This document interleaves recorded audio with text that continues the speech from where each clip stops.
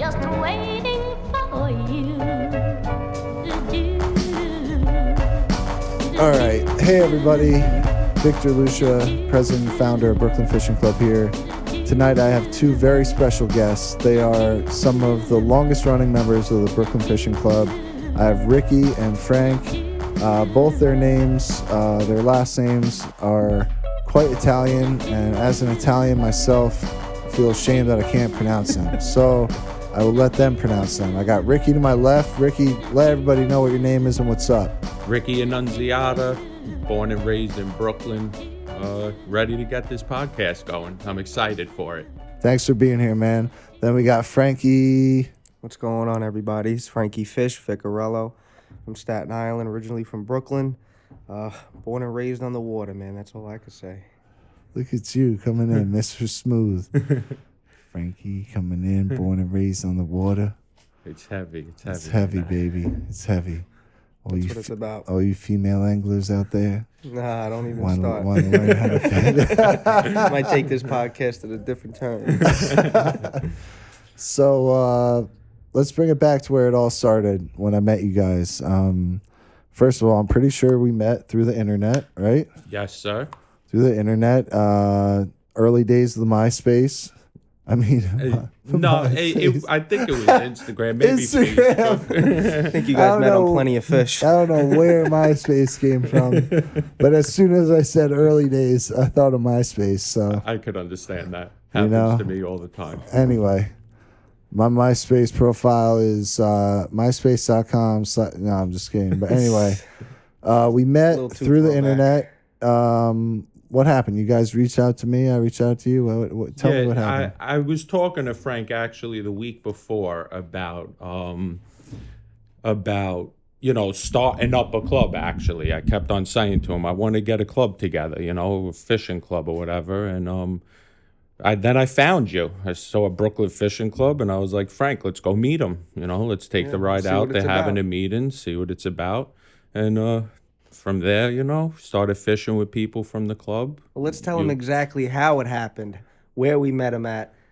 We I think you had a photo shoot for the Brooklyn Fishing Club taking place, I think in the early days, like probably around 2014 or 15. Yeah, 2014. It was our first little founded everything. First little publication. Yeah, shout out from Rockaway Summer. Yes, Rockaway shout out Summer. to Rockaway Summer. They wanted to shoot us. Photos. Maggie Tobin, the photographer. Yeah, go on.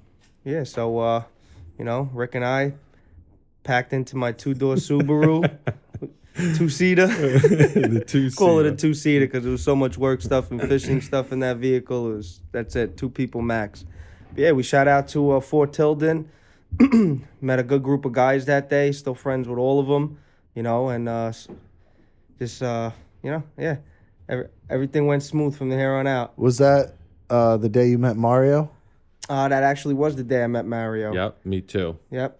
And Jimbo Slice. Jim. Slice and Pete was there. Pete was Cam. there. Yeah, Cam and Pete was there, right? Cam, We had quite a few Yep, people there. Yeah, That was a historic day. That was. In the life of the BFC. definitely. We had our portraits taken, right? Yeah.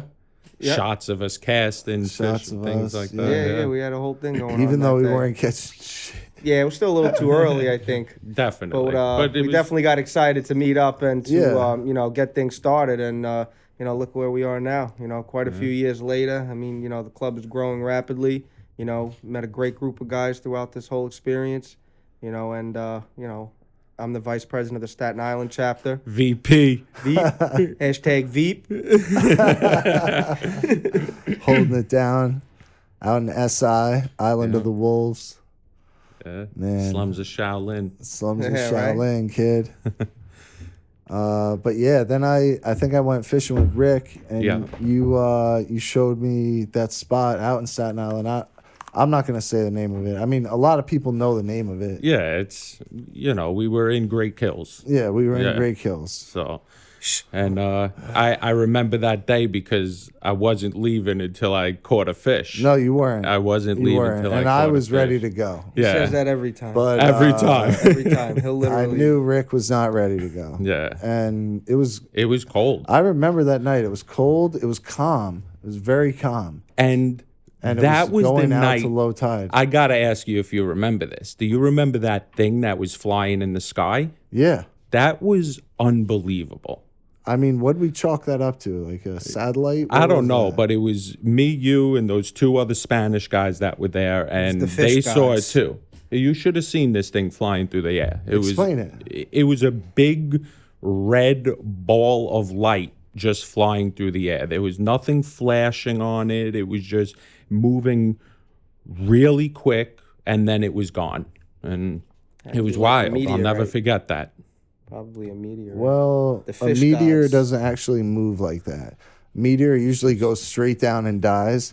This thing went like away from us.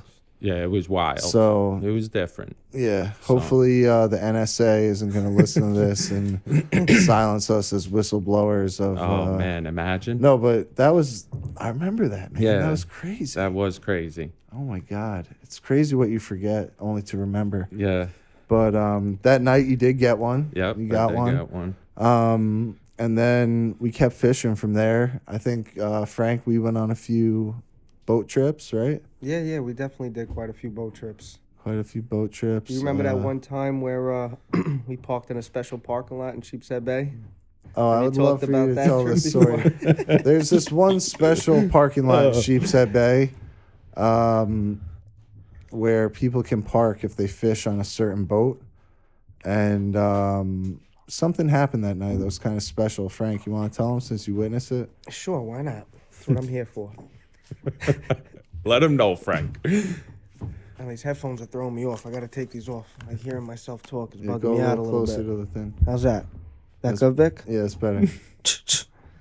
Yeah, so I think we did a one on a specific party boat out in Sheepshead Bay that night, and we met up with quite a few club members, new members, prospects. You know, a whole bunch of people came out that night to slaughter some fish. I think we were targeting bluefish that night. You know, can't go wrong.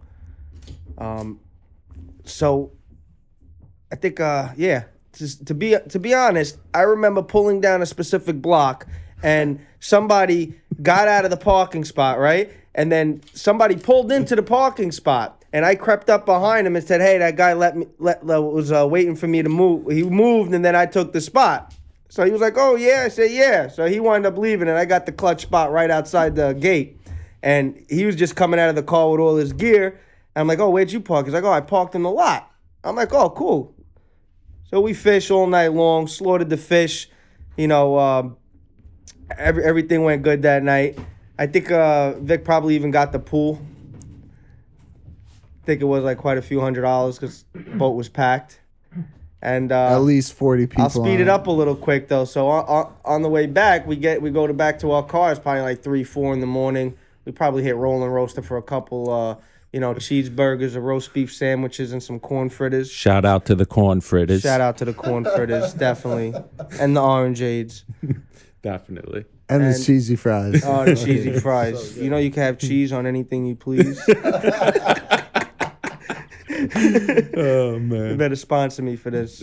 Rolling Roaster, you owe me $20,000. I still got a $10 coin from my birthday that I haven't used in like 15 years. I have like 5. You have 5? At One of this them's point, probably they're each mine. worth $100. Exactly. Probably are. Put them on so eBay. what happened? So we get back to the parking lot, right? I'm like, all right, yeah, anybody need a ride? I don't know. Victor's driving these certain people. I'm like, all right, cool. Have a good night, guys. And all of a sudden, Vic texts me. He's like, dude, I can't get out of the parking lot.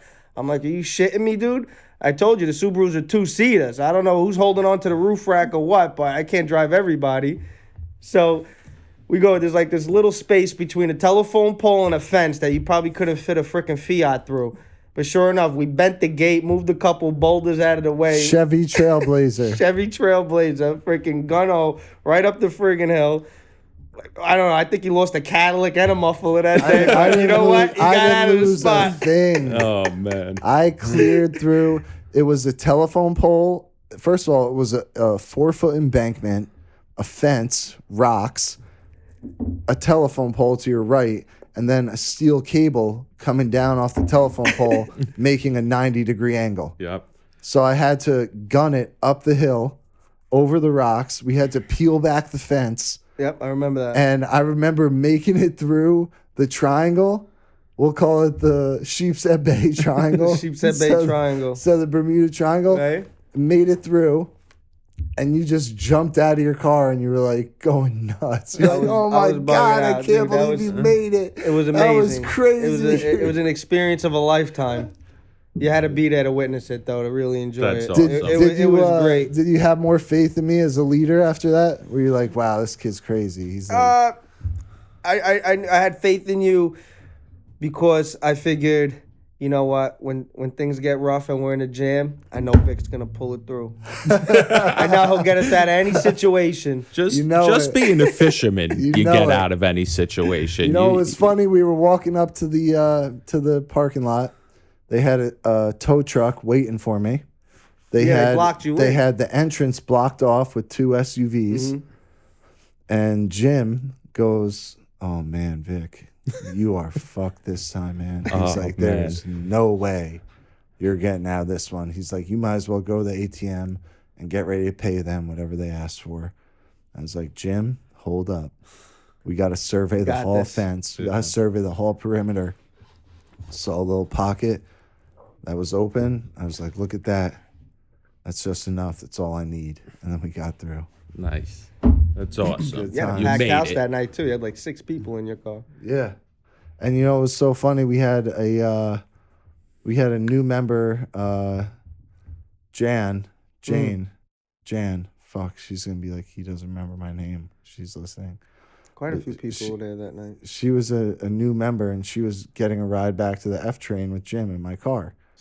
And she was a new member. Jim's this, longtime member, and Jim is like, "Dude, do not try to drive through that area." He's like, "You're gonna strip off a mirror or something." Yeah, it was tight. And she's just going, "You got this. Just drive right through it. Exactly. Go for it." That's all what you I had was to just do. going to say. There's All you had two to do is types of tell Vic that. And I was like, "Cool. Sure enough. I got this." And I did it. Awesome. At least you And made so it out. they came back to try to catch me. They came back to a full parking lot with nothing but one empty spot in the middle. No idea how that car disappeared. It might as well have been. Probably sitting in the truck watching us. They probably were. Like, you know what? Waiting. We'll make more money when he breaks his axle. Yeah, So what else did that Subaru go through? Didn't Carlos no, right on the hood? That was my car. Oh, that was That was my car. Trailblazer. Yeah, that was my Trailblazer. Gotcha. I went through a lot though too, but Yeah. So let's talk a little bit about fishing. Like, I wanted to say surf casting from Brooklyn and Staten Island, but surf casting doesn't seem to be the term that applies to, all the type of fishing that you guys do. Because sometimes you're surf casting, but other times you're fishing off piers, you're fishing off places like Fort Wadsworth, So I would love to hear about some land-based fishing experiences that you guys have had over the years, some of the best of them. Wow, where do we start? All right. I mean, I'll start with, still to this day, the first bass I ever caught is the most significant to me. It was in the Bronx, in Country Club. There used to be this place. It was a little social club called the Westchester Country Club, and they had a pier. And I was with this old man black fishing, actually, lifting rocks, picking up fiddler crabs, hooking them, and tossing them out. And I was probably 11 years old, and I hooked into something, and the guy's like, "You got bottom, you got bottom." I'm like, "I don't have the bottom." And then he saw that I didn't have the bottom. And 11 years old, I walked this whole pier all the way with the fish on down to the beach and got it in. And don't judge me. It's still my biggest fish, 42-inch striped bass. And on black, on fiddler crabs, black fishing in like November. It was wild. So that's my most significant. Yeah, exactly. And Did he hit the high or the low? Kmart special. The only thing I want to know is what color were the beads? On a Kmart special, just That's so you it. know. Eagle claw. Shout out to Kmart. Yeah. So miss Kmart. Just kidding. that was Used to have one in Newdorf, man. I'm telling you. That's where you used to get the good Everlast, the good Jockey, the good, Fruit of the Loom white tees. Come on, don't judge me now. That's it. Yo, how have you guys seen the scene? Have you seen the scene change over the years? I mean, we could talk about best fish and everything forever, but like, how have you seen shit change? Where do you think it's going? You I want think to? I think fishing is been pretty good. You know, it depends where you know everybody says it fluctuates. I just think that's due to the migration where they end up. I mean, you know, the world is covered by what's the percentage of water to land ratio? 75, 80% Whatever it is, water, yeah. whatever it is. You know, they take different turns. Like I remember ever since being a kid, we used to kill the bluefish off the beach. Growing up with my father, you know, Staten Island mostly coming out here to fish. And, just we used to go out there and catch 15, 20, 25 bluefish, catch and release, keep a couple, give some to the neighbors and whatnot. And, throughout the years, the blue fishing has been pretty sporadic. But, overall, besides last year, which really sucked, Awful. awful. I didn't Couldn't catch one believe it. bluefish Yeah, last year, and it's, me you neither. know, I I mean, prefer the stripers, but once it's the fun season to starts, reel in a you few want, I like bluefish. to bring friends and family members to experience the blitzes and fighting a bluefish for the first time, which gets everybody hooked. So Remember when we were on Great Kills and that lady caught her first bluefish and she was crying? yeah, yeah, The big lady, she yeah. she reeled this bluefish in, big bluefish, Dropped everything in the sand, yeah, everything. everything. Seriously, I'll never forget it though. She was crying. What'd she drop in the sand? Her rod, her Her reel, rod, her the reel, fish. yeah. She didn't even have time to take the hook out of its Yeah, mouth and hold it. She just started bursting out in tears, everything crying was with just, excitement. yeah. It was just, First time her fishing. husband pulled it onto the beach for her, and once it was on the beach, Yeah. she was just like, And it was a crying, double-digit throwing. bluefish. It was big. It was a big, big bluefish. I'll never forget that. Yeah, that was cool. Yeah, it was cool. And I seen it change a little bit. Number one, I can't believe how many young anglers there are right now. Because when I was growing up, it was hard to find people to fish with. Yeah, I without a had doubt. one or two people that would fish. And nowadays, the younger generation, even with all this technology, it amazes me that there's so many young kids fishing. And so that's one thing.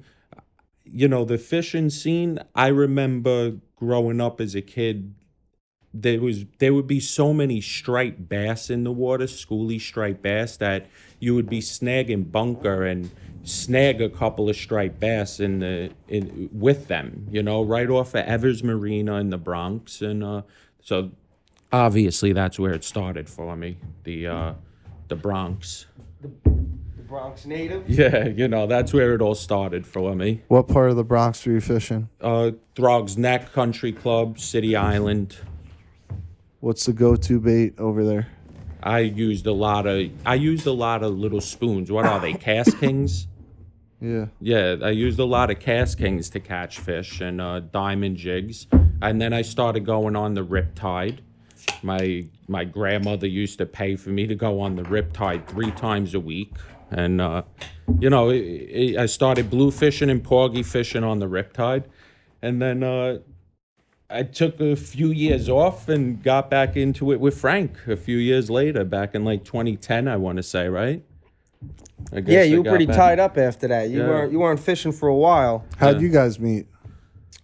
We grew up in the same neighborhood in Brooklyn. I knew Rick for probably over 10 years, Yeah. 12. I couldn't more even than count, that. more than yeah, that. definitely. I mean, 15 I years. remember Jen was probably 2 years, Probably years born, old. yeah. She was born in '99, my sister. And so I Frank, know you used for to work years. on some of the boats in Sheepshead Bay, right? Yeah, I used to do some weekend trips on the boats. I Which used ones? to work on the Blue C5. I used to work on the old Explorer. Mostly the blue fishing trips. Used to make most of the money on those trips, filleting fish at the end of the day. And it was. I gained a lot of knowledge from doing those trips.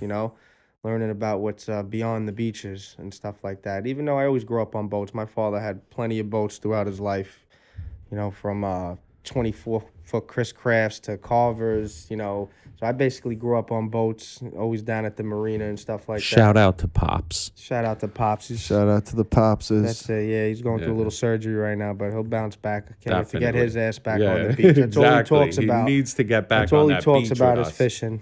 Yeah, We'll talk about him a little later. Some of his crazy antics Yeah. out there on the water. he's funny. But one trip that always stood out to me, and what I used to always think about when I talked to my father about fishing, is I remember my dad used to have an old 1992 IROC Z28, Italian retard out cruising with the T-tops, the black leather bra on the front, old Cougine guy. And we used to frickin' haul ass to make those boats by 7 p.m. to leave. And we used to frickin' jump the dividers on Ocean Parkway, frickin' steaming down, going crazy just to make those boats. But one trip that we always talk about was I must have been probably 5 or 6. And we went to Great Kills Park in Staten Island. And my dad's like, oh, yeah, I'm going to take Junior fishing. We're going to go out, get out a little bit. All right. So we go fishing for a little bit. We head into the park. All of a sudden, we're fishing for probably about an hour, catching cocktails and whatnot. And all of a sudden, the sky turns black. Like, literally, within 5 minutes, the freaking storm rolled in. I remember sand blowing on me, hitting me like freaking syringes. And as I was always the nature guru, so always flipping rocks and trying to find things in the rocks. I never sat in the car. So... What are you videoing? Here. Yeah, so I remember finding this rusty hook on this old leader with like an old swivel attached to it. So I'm like, hey, Dad, why don't you try this hook right here, He's like, oh, we're going to get going soon or whatever, right? But he tied it on anyway. And I remember he had fresh bunker. So we're fishing. Literally, I remember to this day, it was about 10 minutes after throwing that freaking fish out. That bunker out, and hooked up to like a freaking 38-inch bluefish, and the storm rolled in. Yeah, it was a beast, And this was then, and I know there's bigger fish out there, but that's what really got me hooked. Probably about 5, 6 years old when I saw him pulling that fish from the surf using the rusty hook, storm blowing in. I remember the freaking trunk blew open and almost cracked the back freaking window of the IROC. He would have been pissed at that. Oh yeah. Yeah, it was awesome. crazy though. Like literally, it went from sunny to pitch black, fighting fish off the beach. And I remember I cut the bait. He used the old rusty hook, and I used that story for a lot of school reports growing up. So which got me guaranteed A's in school. That's a good College story. essay, everything. That's it, everything. I figured. That's dope, man. Yeah. How many times I had to do a persuasive essay and I got people fishing? Even the teacher wanted to go fishing after I told that story. I believe it. I believe it. People don't realize how good the fishing really is in this city, or could be. Yeah, I'd say it is. It is. It really is. is. If you say, can you go out any given day and catch a fish? I'd say yes. Yes, 100%. If I wanted to, and I would fish Wherever 24 we hours go, straight, we I'd catch, multiple Frank. species. That's just the way it goes. Yeah, That's without really a doubt. the way it is with the BFC. We catch we fish just anywhere on the catch. planet. It doesn't matter. Like We'll figure it out. We'll break the code. I may not, catch the biggest fish or the most fish, but I'm catching fish. He won't anywhere I leave go. until he does. Exactly. I'll put in 72 hours if I have You remember that time we were on the beach fishing, and like literally we were killing fish all night long. And then we had our beach chairs, and we just didn't want to leave. We had the little fire going. We passed out in the freaking beach chairs. We woke up, the kayakers just starting to go out. Literally probably soaking wet from the freaking the misty dew that was out there. The fog rolling in. Yep. Everything's soaked. Yep. Yeah, that was. And I think you were up a little bit before me. Probably. And I think you grabbed my line, walked like 100 yards down the beach, and I'm still sleeping, and he's holding my line. I don't know this. All of a sudden, I hear my bell go off. I launch out of the freaking chair. Breaks the chair. And he's like, ah. He starts laughing. He's like, pack up, we're leaving. I'm like, you fucking asshole. Frank's sleeping. He's like, that's how you get him up. This Started thing as pulling the hard as line I like can. crazy. The bell's going crazy. Ping, ping, ping. He gets up. He breaks the chair. That was great, man. We're going home.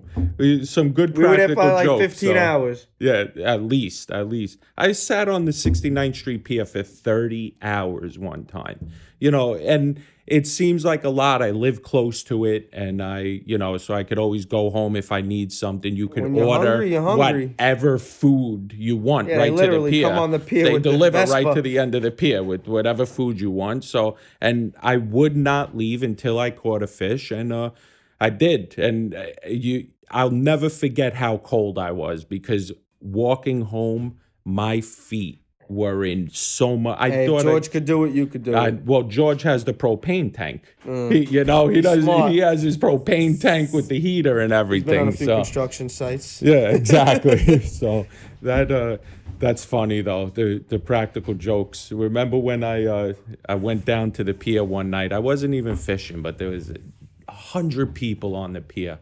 So I go down there and I didn't bring a pole or anything, but I pretend to set up a rod. I mean, I take the line, I tie the knot, I put bait on the hook, I cast out, and I put the rod down.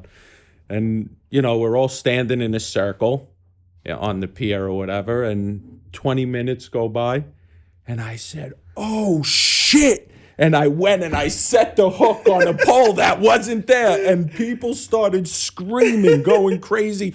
Oh, I have people already running down the pier offering me money for the fish. $20, $20. You didn't even have a rod. I didn't even have a rod. Everybody was like, oh my God, Rick, you're an asshole. That's funny. That was. It's classic. Yeah, it was good. What type of drama have you guys seen on the pier? Unfortunately, when I did fish that pier, I was a cause of most of the drama.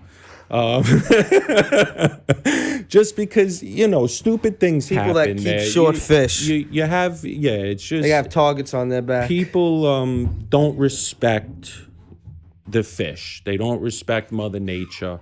And it's one of the things I hate the most. I hate poachers. Just follow the rules. We all want to fish for years to come. Catch and release, follow the rules. They're set for a reason. It's not one guy making them up. There's scientists that study this shit. Follow the rules. People don't know the rules. You try to educate them on them, and then they get stupid and they get their stuff thrown in the water. Yeah. Keep short I've fish. seen No it. more tackle I've for seen you. it. But Let's hear that story. What happened? so there was a guy fishing on the end of the pier, and, I walk by his bucket and I see he has a couple of short fish, and then he reels in another one and he's trying to keep it. And I was like, bud, you can't keep these fish. They're short fish. They have to be this big, blah, blah, blah. And he gets so mad. I'm mad right now thinking about it. And, he basically blew me off, and I'm watching him, and a little while later he catches another short fish. This one he puts in his jacket and tries to bring it to the car. So now I see him, I'm yelling at him. He's running down the pier trying to bring it to the car. So his poles are leaning against the rail, and as I walk by, I flipped him into the water on him. That's it. And now you can't be a poacher anymore. But I'm going to say that's not the right approach to anything. I regret being like that a few years ago to people. He's grown up from then. I got myself in a few bad predicaments, too. I almost got stabbed over a fish. So, Let's hear that story. Come on. Oh, man. I was on the pier again. That's why I don't fish this pier anymore. And these kids just were fishing. They wanted to keep a striped bass, and I was like, bro, we all have camera phones. Take a picture. Everybody will know you caught the fish. You don't have to keep it. And I'm not that much of an asshole. I'm a gentleman. I talk, I'm polite to everybody. And, they started just getting loud, and I, was yelling back a little bit. I wasn't out there to fight these kids and nothing like that. But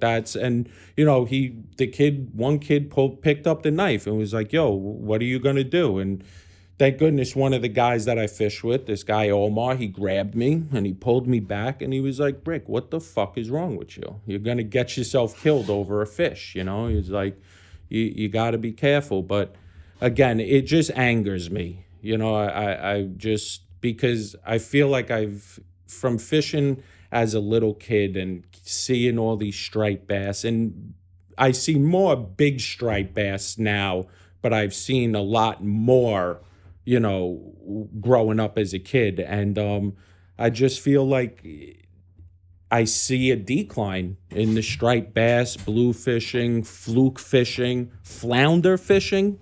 Is there even such a thing anymore? Not really. Yeah. We used to catch so many flounder. Exactly. And now people don't even target them anymore. They've run out of because eelgrass. the size is so, Eelgrass, because they're omnivores. So eelgrass was one of their main food The outlets. decline in And, eelgrass yeah, is causing them to Eelgrass is migrate gone pretty Yeah. much. or decline. The So now they have to population of them. compete with any other fish that's hunting, prey, any other, carnivore, and they're declining. I mean, they're Yeah, still around. you no, know. they, they're you still got to around. travel Winter to find flounder. them. They're not But here I mean, like what's they the were. fun though. in catching them? There's Yeah. you catch two of them. Two of them, Do they even put up that big of a fight? I mean, Not even if the you fire. I mean, use an catch and release, ultralight. if you want to target specific species, that would be Yeah. the only reason to go Yeah. for them. I that'd think. be a fun catch. I mean, and besides release that, species. there's literally no meat on them. I'd rather wait a couple more months Exactly. and Get get some those summer fluke. fluke, baby. Yeah. Not even That's the what it's summer about. fluke; those early season fluke Yeah. The hungry mamas. in the shallow water. Yeah. 10 feet of water. Yeah. Yeah. 30-inch fluke. While we're on the fluke topic, I just want to say the reason I got into fishing is I was playing basketball at the Westchester Country Club, and that old man Phil that always used to fish there.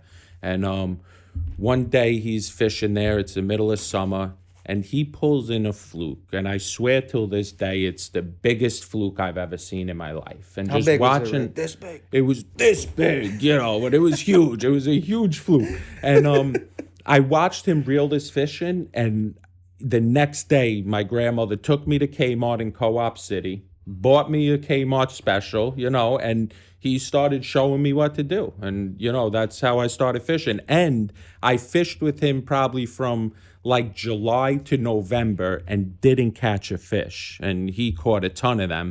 And but then I got that bass black fishing, so that's how I got was the into it. payoff. Yeah, He was hooked exactly. ever since then. That was where you Exactly, that was earned your it. stripes with him. Yeah, exactly. Like, It's all right, true. this kid's got Yeah. it. And then George too. That's another one I had to earn my stripes with on that pier, right? Oh yeah, for sure. But I'm yeah, sure. I'm surprised he doesn't pay rent to be there. I He's there so know. long. he guy gets literally paid to sleeps be there. there. He does. He does. Looks like Gordon Fisherman. He's He- out there. one day rain, they were sleet, trying- hail or snow with a yellow poncho. Oh, I know who that guy is. He Yeah. smokes cigarettes. Yeah. Yeah. He Law and Order wanted to film on the pier one day, and he was out there, by himself in the middle of winter, and they were like, "Could you move?" And he was like, "Pay me, give me money, and I'll leave." And they did. They paid him to Really? move. Yeah. How much they pay him? I think $100, $200. Yeah. That's I'll great. take the Yeah. cow. I'm looking through my phone. I'm trying to find this picture of this guy with this yellow poncho because I'm convinced that it's the same guy. Yeah, white guy. I probably have a picture of George. Yeah. Probably of his fish. George, he's a good man, George. So what are some of the biggest fish you guys have seen come up around us? Biggest fish I've seen come up. I mean, I've seen a couple of big, 44, 45 inches off of the 69th Street Pier.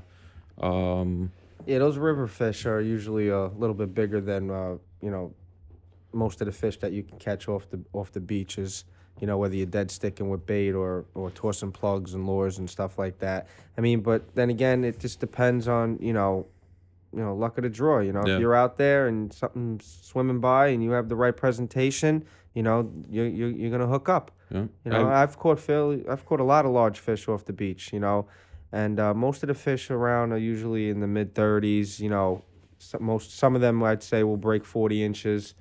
But besides that, it's early season's usually the best time. Once the water starts warming up and getting too hot, a lot of these fish like to move out into deeper waters, hug the channel walls and stuff. But but there's some big fish out there, Scraping the and walls. scraping walls. Yes. Yeah, for sure. My man. Yeah. What else? Scraping Remember, sides. we saw a big ass sturgeon caught in Great Kills that day. Yeah. Remember? It was about 7-8 feet long. Yeah, that I've was seen a lot of them huge- washed up too. Yeah, that was a huge sturgeon. Yeah. And And we came back the next day. The They- thing was dead on the beach. listen, I walked. What, somebody caught it and it died? Yeah, Listen, somebody caught it. No, Gut hooked it, probably. No, he could have Well, released that fish. he could have released and it. we They're caught went up to often him out and here. we told him, and it's a protected fish. Put the thing back Yep. in the water, and he just didn't Not do even it. He allowed was to like, handle them. yeah, he was like, I'm taking it home. I'm taking it home. What? And the next day we went back, and the fish was just rotting on the beach. Yeah. So he didn't release even it take properly. home. He waited didn't a even little bit take too it home, long, man. Stressed it out. Yeah. And washed it was back just like it's such a sad sight to see. But yeah, that was a big fish he That caught. was a big fish. I mean, my boy Dennis, I've seen catch some huge fluke. You get Yeah, some I've seen really some large big fluke yeah, caught off the beach. double digits. Shout out to Dennis. Yeah, what else? I I'm want trying to to. fish with him this Yeah, definitely. this spring. I'm trying to Catch think. some fluke with him. He's the fluke daddy. He is. He is. He's a good fluker. Fluke daddy or the fluke farmer? Who will come out on top? Oh man. Da-dum. Doo-dum. So what do you guys think about the bluefish totally being absent? That was wild. That was just crazy to me. I like to catch bluefish here and there. I mean, I think 2013 was probably the best season striper fishing I ever had, and last year was probably the second best, catching, as many fish as I did. So maybe the bluefish not being there brought more bass around. Who the hell knows? But It's possible. they just weren't around, and it was crazy because, like Frank was saying, I remember going to Great Kills a couple years ago, and we were picking up bunker off of the beach, fresh bunker getting washed onto the beach. Catching 10, blitzes 15 left and right, all bluefish over at the a place. time. That. It was just, and you see it going up and down the beach. I mean, from when there's a ton of fishermen like a in Great wave Kills, at a concert. from end to end, you just see the poles going down in sync all the way down the beach, and then it comes back around and goes the other way, and it's a good time. It's an unbelievable sight. It That's why, is. I to this day, I love blue fishing. I started on blue fishing, and I'll always love blue fishing. I as much as started I there love too. a striper. Yeah. As much as I love the As stripers kids, and, that's other how fish much- It's out here either that we have in our bluegill or waters. snapper. That's Yeah. how you start, man. I mean, I remember growing up, Rick and I used to go to Prospect Park all the time. Yeah. That's where me and him started fishing, Yeah. And then I moved out to Staten Island. We took a little fishing break, and then we started getting back into it. Prospect Park. We used to catch largemouth bass like it was nothing. What were you using? Whatever we had in the tackle Yeah, box, a lot of- crankbaits, Rick, you still jerkbaits, fish there, swing. right? Yeah, I still go there once in a while. Yeah. I'll tell you one thing. I've been fishing that lake for a very long Yeah. time. I moved to Brooklyn in third grade, and I've been fishing that park for a really long time, and it amazes me that there's big fish in there because I've never caught one and I've never seen one caught for as long as I've been fishing there. And I mean, I see people posting the pictures, and it's just crazy. That I park catch is- bigger rats in that park. Yeah, exactly. They're very finicky in there. Yeah, always. I'm forever. totally convinced, and I've said it before on previous podcasts, and I'll say it a million times. If you could catch fish in that lake, Yeah, you catch fish anywhere Yeah. on the planet. definitely. There's, Anywhere. I mean, I one catch thing fish. you need to think just about. not big fish. It's I think like, you need to think about Just what that catching one lake in there. is. They're Yeah. so finicky. It's only the lake is only so big, and they Only don't so they don't deep, they don't too. they Yeah. don't stock that lake It's only, really. No, they don't suck it at all. So think about how many people fish that lake. You go there any given day, there's 10, 15, 20 people running around that lake just like we are, casting baits. These fish have seen, the big fish have seen every Everything. lure, Everything. yeah, Yeah, you and got to give them one. you they have to never try to seen. match the hatch and do something different. That's why your best bet to catch Can't a even- cow would to be throwing a frog rig, because they don't see the Only at frogs certain times of the often. day. I'm gonna The start frog throwing rig, those. the frog rig works in the super early morning hours and dusk. Yeah. I'm Other than gonna- that, the only thing I've seen really consistently produced there is a Texas rigged weightless Senko yeah, that's pumpkin seed. and that's mostly what I use. Watermelon, Watermelon, pumpkin yeah, seed, the it's combo. yep. So yeah, that's You and got to that's use those usually what I use. little imitation rat lures. Yeah, or You got to I was understand thinking they're baby Brooklyn-born ducks. fish. they are. They're Brooklyn-born fish. So if you use little mice lures and you jerk them in there, I'm telling you, you'll hook up. You never It's a know. Might have fact. to try that. Yeah. Might have to substitute the frogs for the mice. It Try it it. might work. Might work It, even better, It yeah. makes sense. Because there actually aren't that many frogs in there.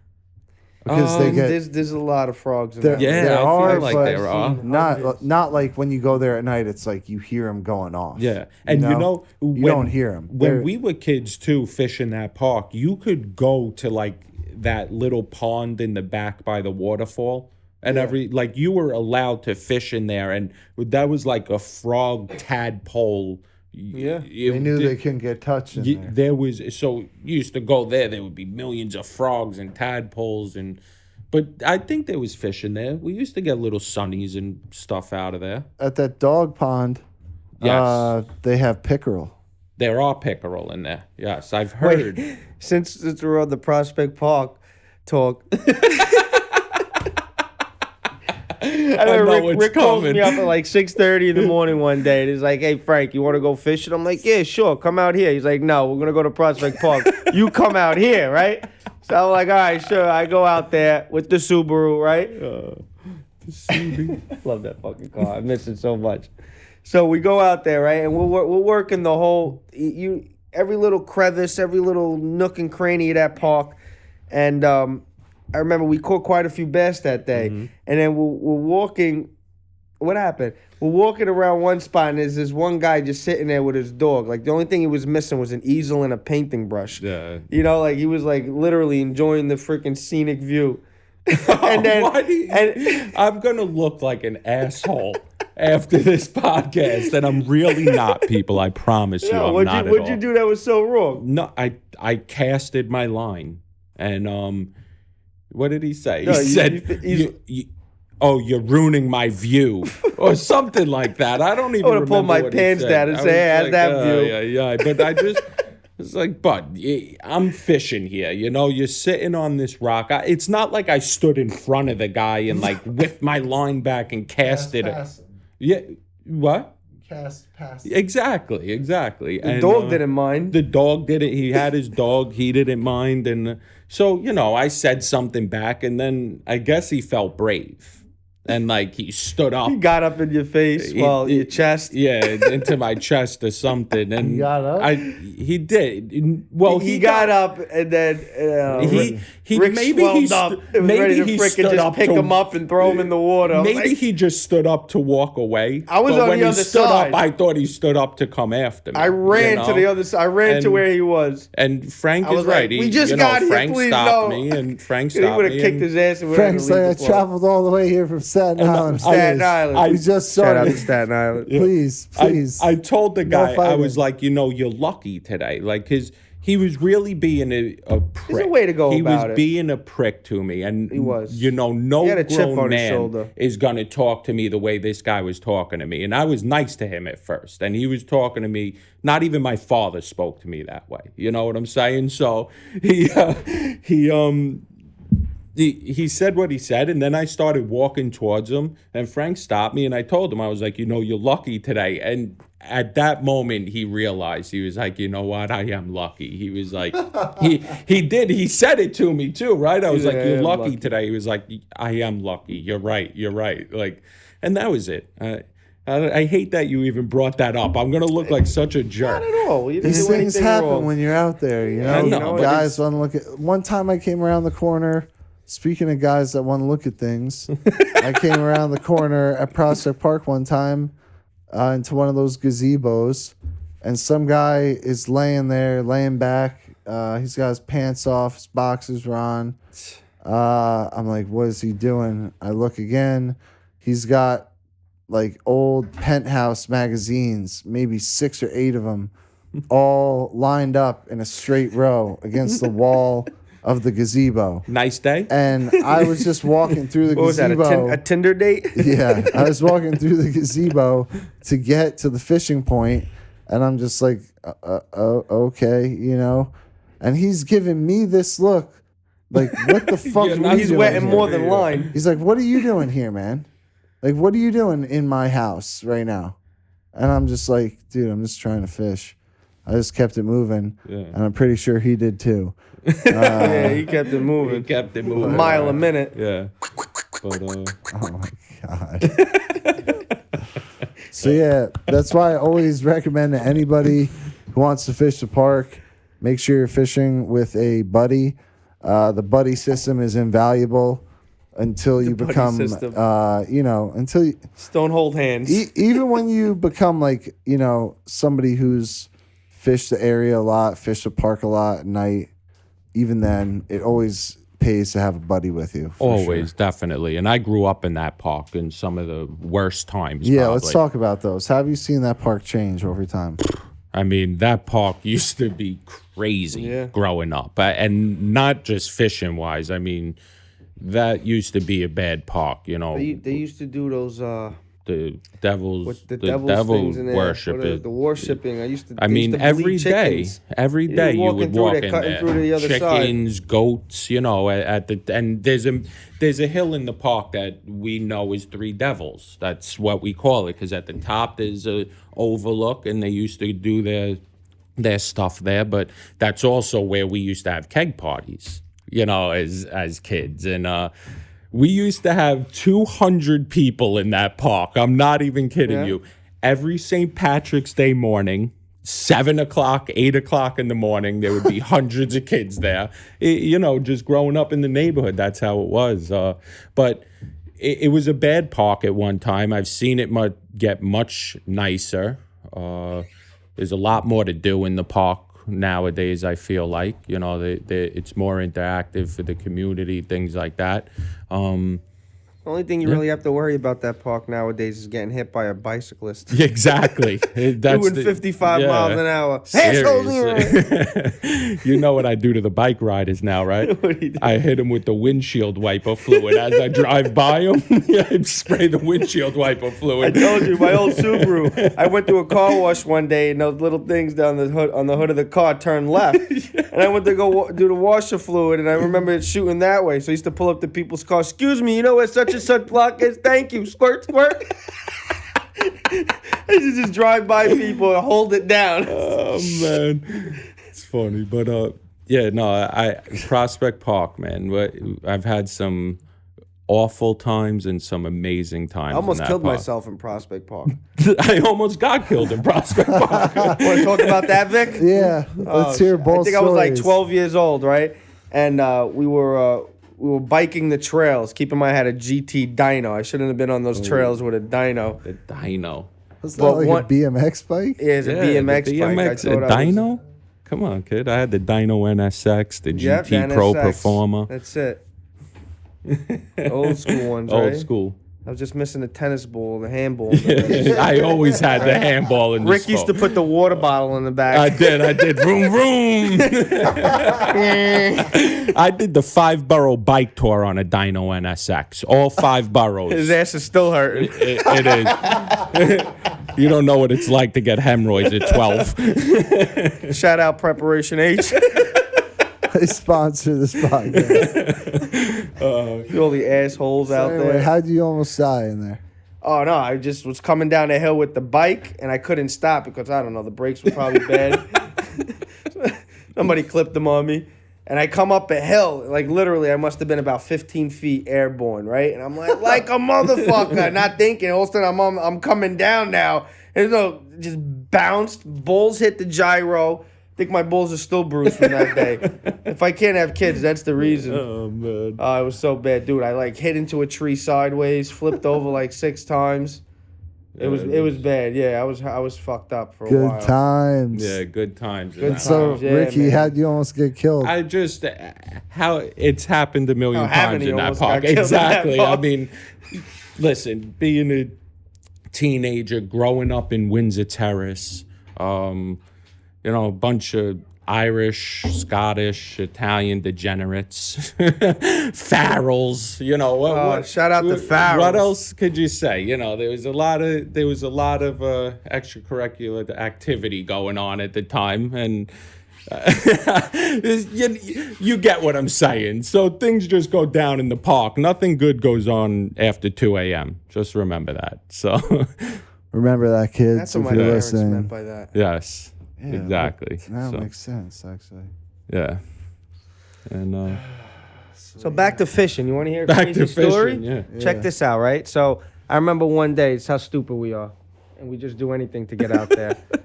So I go to Breezy Point. It's like one of my first times really fishing Breezy Point. And I remember my dad had like this old Jeep Cherokee, freaking red box truck, freaking tool chest in the back, freaking half-lit cigars in the ashtray, couldn't even breathe. And we go all the way out to Breezy Point. They had the 4-wheel drive permit. We get there. We're fishing probably like 5-6 hours. And the tide goes out, so we freaking hop on the rocks. We go all the way to the tip of the jetty because the freaking birds were smacking the water right there. Fish were jumping. It was crazy. I'll never forget it. Excuse me. And So we're out there. We're catching so many fish, from bass, blues, albies. I mean, it was insane. And we lost track of time and didn't realize that the tide was coming back in. And the tide freaking cut off the backside of the jetty closest to the beach. And when we turned around, we weren't the only people out there. We had no rocks to get back. So like 4 or 5 of us guys wind up hanging out on the top of the freaking tower that's on the end of Breezy Point with a cooler full of beer, just chilling out for 6 hours till the tide just receded. That's a sick story, bro, that you had to sit up there. We had to for a lug long up the time. fish. We had like 4 blues, freaking couple bass. Yeah. I remember other people had fish, and it literally all of us on top of that. I remember taking a marker. I haven't been there in so long, but I wrote my name on the freaking top of there, on the bars, and wrote my name, my dad's name on. I doubt it's still there. I doubt it's still there. Salt water. Yeah, but I should have put a padlock, right? Like the Brooklyn Bridge. Like the Brooklyn Bridge, Right? exactly. Yeah. That's the new thing I'm gonna do. Lock it down. Next for real. time. Next time. Next time you get stuck out there. Yeah. Yeah. What other close calls have you guys experienced? Close calls. I can't really say that I have any close calls like that. Well, I got one for you. Last year, we take out the wishbone, really the T-bone. One of my friend's boats. I like to call it the wishbone, though. Shout out to the T-bone. Shout out, Flo. And the wishbone. Yes, and the wishbone. And it's me, my boy Ant and Biggs, and we're on the boat and we're fishing all night and perfect. We're moving from spot to spot, no issue at all night long.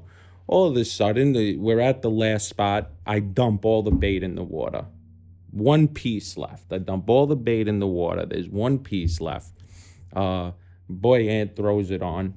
Hooks into a bass, only fish of the night, but he gets one, big bass, caught and released. After you threw all the bait out. After I threw, but now the again. worst part about this is now the boat's not starting, right? We're right off of Caesar's Bay over there, and the boat's not starting. So I'm doing everything I can to it. I'm just letting it sit, whatever it is, I'm not. Now we start smelling smoke. Right? So now we're like, holy shit, I don't want a fire on the boat. That'll be the worst thing in the world, So we're bugging out. Biggs is passed out for like 2 hours now, doesn't know what's going on. Me and my boy Ann are bugging out. We're cleaning everything out. The boat still won't start. It still won't start. Finally, we figure out from, taking the tackle out of the center console and pushing it back in, one of the battery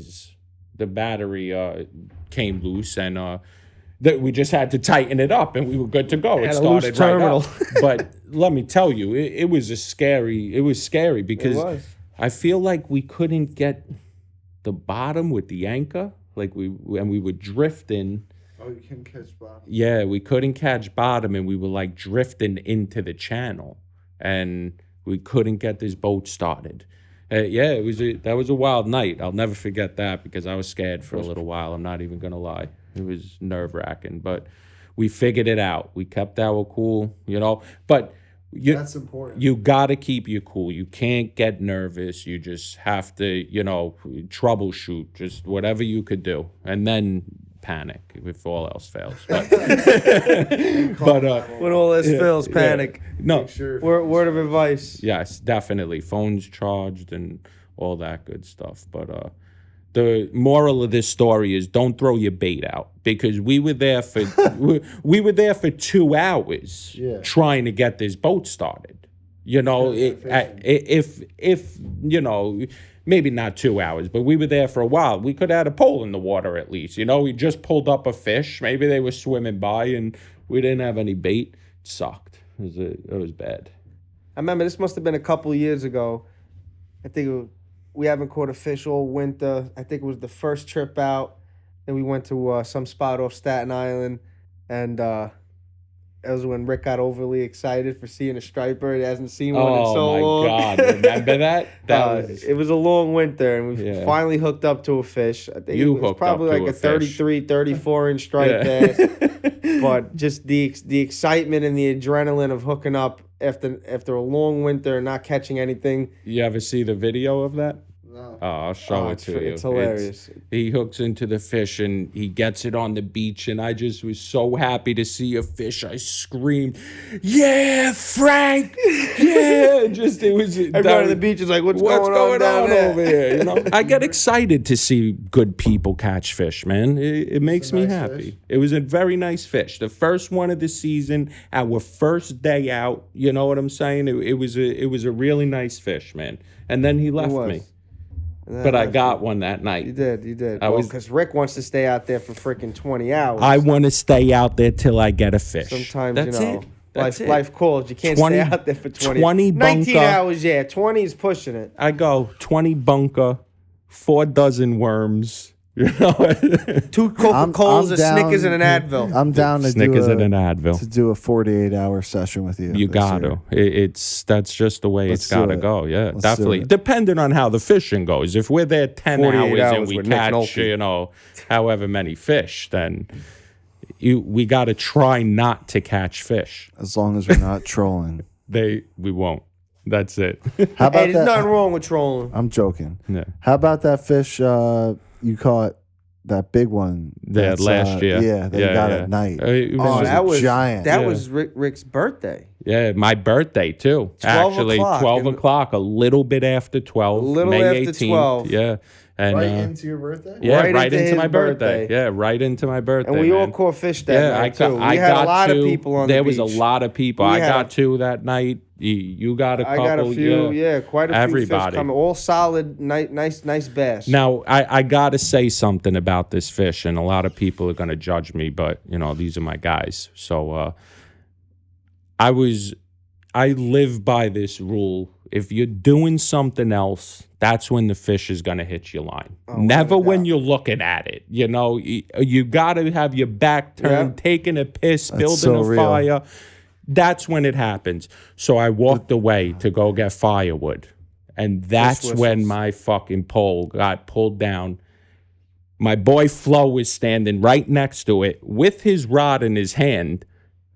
I'm running down the beach, you know, and I'm 6'6", you know, you got to see me run. It's not anything good.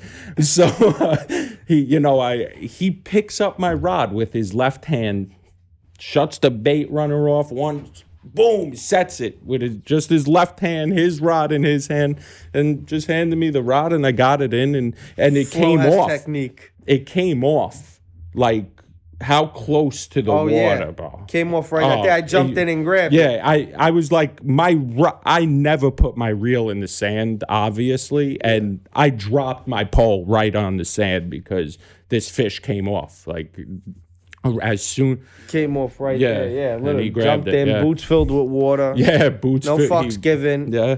You know, Filled you got to the do what boots you with got to water. do. Yeah. You know, line snaps at the last second. You got to Yeah. take one for the team. And Was it the line that snapped? What was it? it was probably. I think the hook cake pulled. I think the hook Yeah. just came out. I think he spit the hook. I don't remember exactly line snapped or the hook pulled, but he was a you know, little the fish dazed, was just he laying was there? Yeah, tired. he He was a was fat fish. tired. He was 40-something You inches. just grabbed him by the head. Yeah, I think I jumped in like freaking body slammed Yeah, right on you top did. of You him just and bear grabbed hugged him. the fish. I got him, Rick. Yeah. And yeah. I got him. Hey Yeah, Frank, you want me to Frank. do that for you? Yeah, Yeah, no, really. that was good. Caught and released. Yeah, Release yeah. that one. Of course. And that was on his birthday. Every fish I caught last year was released to live another day. Every single one of them. Just so you know. Amazing. Yeah. And I'm yeah, gonna- that I'm was gonna a do that little was bit a more good catch and release this year. yeah, that was a good night. Yeah. Yeah. I'll And try. you know, another good story. So one day, me and Flo were fishing great kills, and I'm killing bluefish all night long. You know, I snagged bunker in the And harbor. by killing him, you mean catch him, releasing him. Catch it. Well, now let me say, Catching 'em. Flo's mother, who is a sweetheart, one of the greatest people around, she likes to eat the fish. So, you know, I give her the fish. Now, Flo is like, let me keep this one and this one. So there's 100 and something pounds of bluefish laying on the beach, you know, 10, 15 bluefish or whatever between the two of us laying on the beach. And I told him, I was like, Flo, You know I want to release them. And let me tell you, I probably released 30 that night. I kept, 10 or whatever. But I was like, Flo, you could keep all these fish. I'm not carrying them. That's what I told him. I'm not helping you carry any of these fish, And I didn't. I made him drag the whole bag, 100 and something pounds of fish back to his car, throwing them in the that's infinity. The worst. Man. Yeah, when you're on the beach for that long, last thing you want to do is carry all big that fish. Back and that's fillet another them. thing. Yeah, that's a little crazy. So, one tail dragger to walk off the beach with is nice, But so I made him carry every fish. You're taking them yourself, bud. That's it. I remember when we were fishing with Carlos. Shout out to Los. Shout out. I caught so many blues that he wanted to keep them because, he makes that ceviche and stuff like that. Shit. So he had that new Jeep, the Wrangler. Yeah. So what is that thing in the front? The deer bar rack, or whatever the rack. It is, yeah. I took him. He's like, "Oh yeah, no problem." He's like, "Oh, you know what?" He's like, "Dude, I have so many." I'm like, "All right, cool." I took him back. I tied him to the front of his Jeep, and when he got back to the parking lot, it was probably like 4 or 5 blues just there waiting for him. He said he wanted him. Well, he got him. He got him. All right, that's awesome. You remember the time he held on the back of the Subaru and we drove That's out what I of was the going park? to talk about before, freezing his ass Dude off. was frozen. He didn't even move when we got back. that's Once I funny. stopped, he was freaking boogers were frozen. That was funny. Oh, man. What's the weirdest fish you ever saw come up, or the weirdest thing in general you ever saw while on the pier on the beach? Yeah. I mean, you know, the best part about fishing at the end of the day is you never really know what you're gonna get. Yeah, definitely. You know, I mean, there's so many species out there. You know, I mean, I've caught anything from eels, crazy looking freaking, mutated striped bass under those pilings. dolphin face looking ones. Dolphin nose stripers. Yeah. I mean, the craziest, like the weirdest thing I've ever seen, like, is probably a stargazer out of these waters. I mean, those are weird. Monkfish. Like just crazy things to see. Like I've seen dolphin swimming, in see New so many York big Harbor fish, and and you East get- River, and You get used to catching those big fish and seeing them often. But what people, seem to forget is, sometimes it's cool just to drop a killing trap underneath the boat at the and marina. see what you're gonna get. And see what comes up. Yep. Because those are the stuff that people aren't catching. I've Yeah. seen baby weak fish, no bigger than the size of your finger. Needlefish. Yeah. Fluke, Yeah. small horseshoe crabs that you never see. It's just the aquatic life is amazing. It's always funny you interests say me that since- because when in the Bronx at Orchard Beach, I don't know if it happens anymore, but there's these tide pools that when tide comes in and goes out or whatever, and there's these huge tide pools that trap hundreds and thousands of spearing. I mean, just unbelievable. And you would go through there with just like a drag net and pick up all these spearing. And me and my friend Ben, we used to actually pack Ziploc bags filled with spearing and go to the guys on the City Island Bridge, the Tiffany Street Pier in Hunts Point, and sell these bags to them for a couple bucks. I mean, packed, filled with fresh spearing. You can't get any better. Some of them still flapping around. But in those nets, we would get little fluke and needlefish. Everything. Yeah, it was snappers, crazy. needlefish, Snappers, yep. jellyfish, starfish. Yeah, a lot of starfish. Yeah, it was You get hooked cool. on that. Let's talk real quick about say you're like a first time angler trying to fish the river or Great Kills or Breezy Point. What tactics are you using? What bait? What rigs? What setup in terms of rods and reel? What are you doing? I mean, if you want to start out fishing and you don't really know, you can never go wrong. Just get yourself a nice little First off, spinning you have to reel. join the Brooklyn Fishing Club. Yeah, join the Brooklyn Fishing Once you Club. do that- Submit your questions. We'll answer them later. No, but what I would say is get yourself something that's versatile that you could use like off of the beach and off of the pier something 8-9 foot, a nice spinning reel. You don't have to spend too much money on it. And see you know, Sal at Great if you're just looking to catch a couple. If you're just looking to catch a couple of fish and you want to know what's around you and things like that, you know, a high-low rig, a piece of shrimp would work. I mean, spearing, squid. I feel like spearing is a great place to start. Exactly, spearing. Catch You're anything anything, and it's funny because that's what when we used to go down to the Tiffany Street Pier out in Hunts Point. These guys would be pulling in snappers with spearing.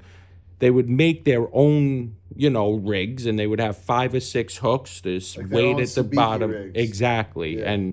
And they would just catch every single time pulling up the snappers, and it was a lot of fun. And so that's another thing. I mean, spearing you can't go wrong with.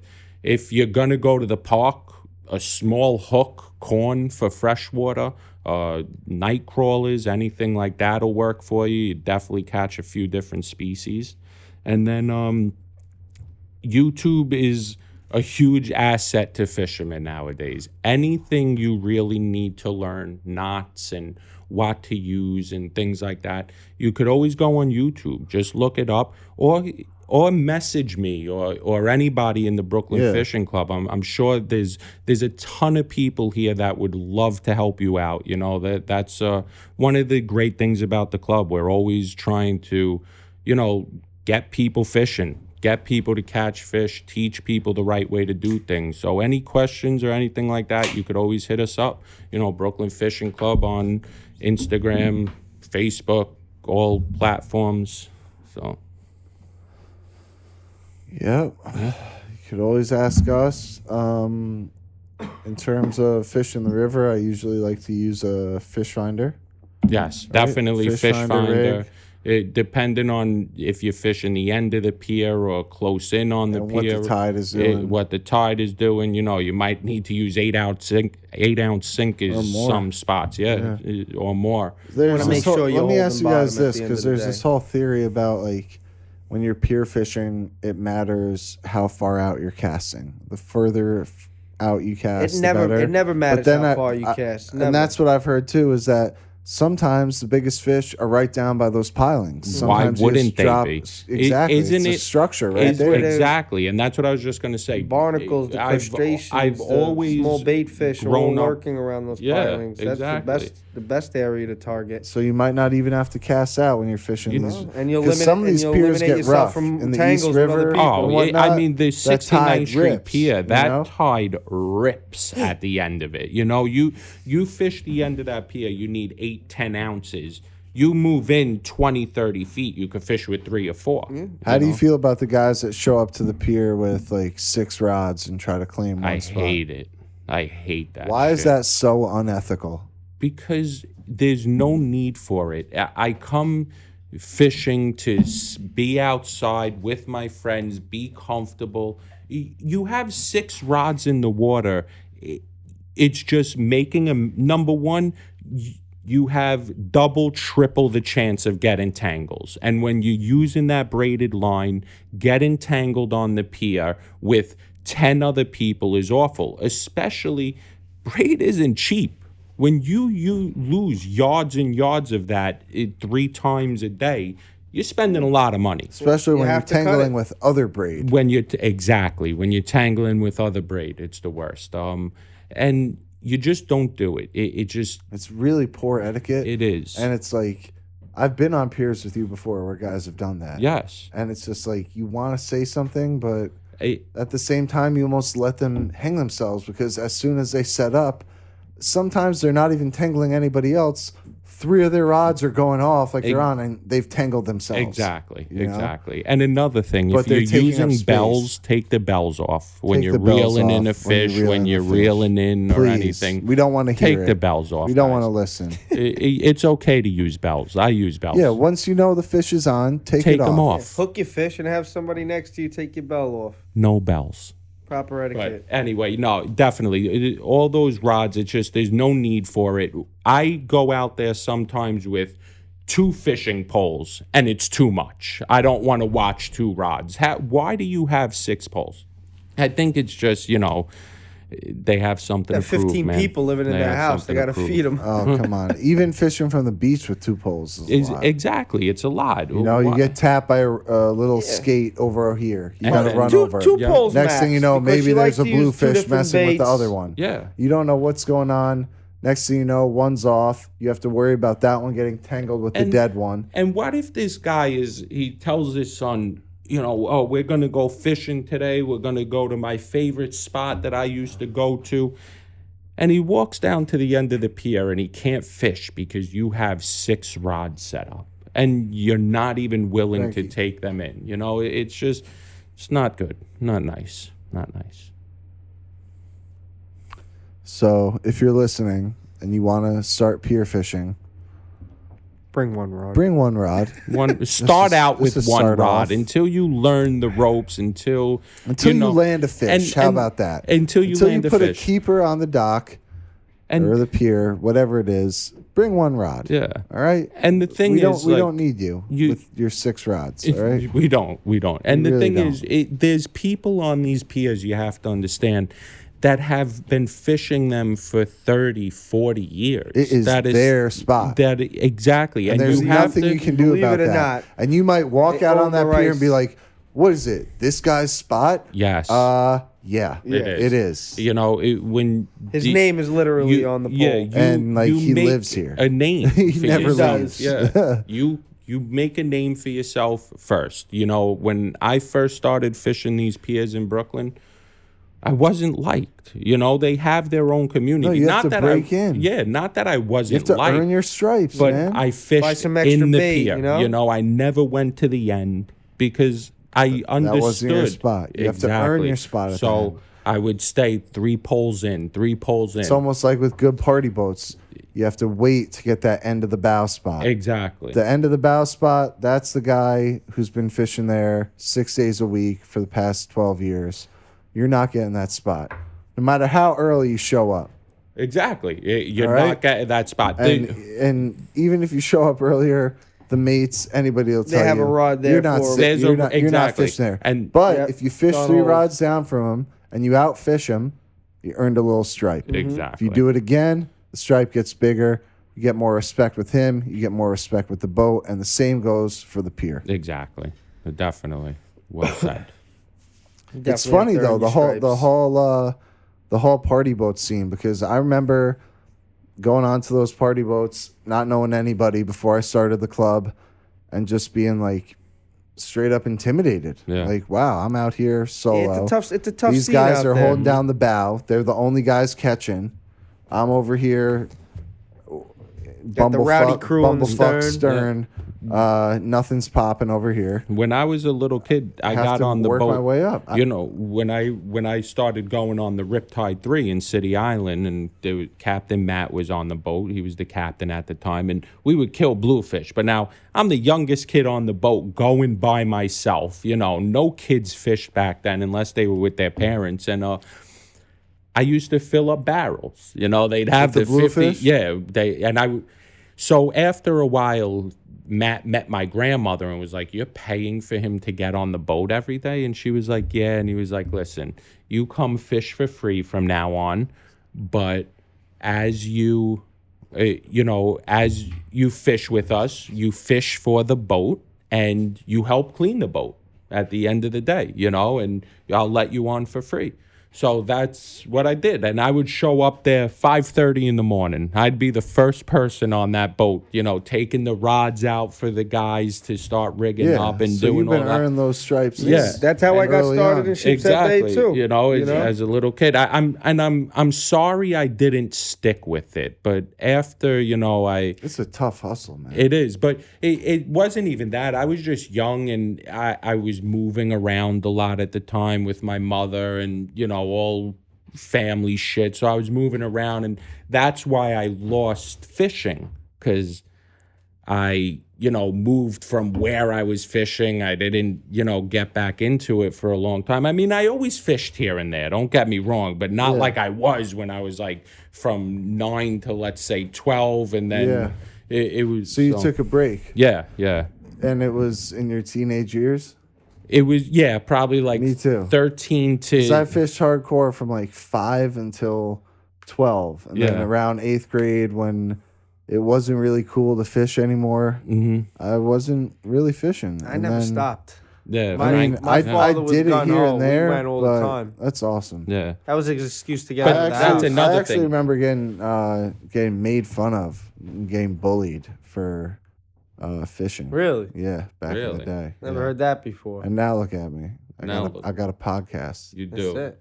Sick podcast, bro. Brooklyn Fishing Club. BFC. Such a sick podcast, bro. Oh, this is. I like this. I'm No, excited. it's good. About It's this. a good chop it up spot, with the right? boys. Shout It's out, beautiful. Brooklyn Podcasting. We got Shout this out dope Brooklyn studio. Podcasting, man. This is a beautiful studio, Killing man. it Thank up you in very here. much for having us, man. So, Where'd we get these delicious heroes from? Oh wait, Yes. where are they from, Rick? Charlie Sandwich Shop. Shout out to listen, Charlie. We gotta shout Big this out Charlie because, Cougine. because Charlie Sandwich Shop, they sponsor this episode. This episode would not be possible without them. So you know what, Rick?